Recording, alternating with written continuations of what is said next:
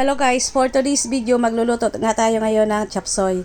Medyo matagal-tagal na rin ako hindi nakapagluluto. Namiss ko na yung pagluluto. Ito nga pala yung mga gulay na aking gagamitin. Maggisa na tayo ngayon ng bawang at sibuyas.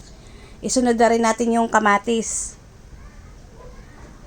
So ilalagay ko na rin pala yung bell pepper para mas malasa siya.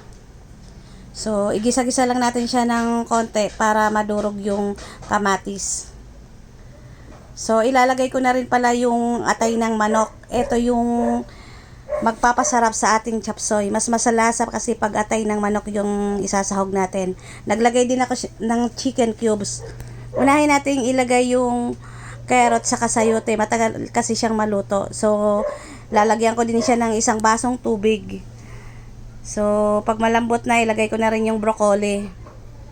So, ayan guys.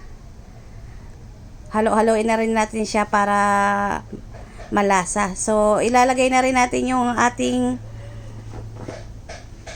repolyo.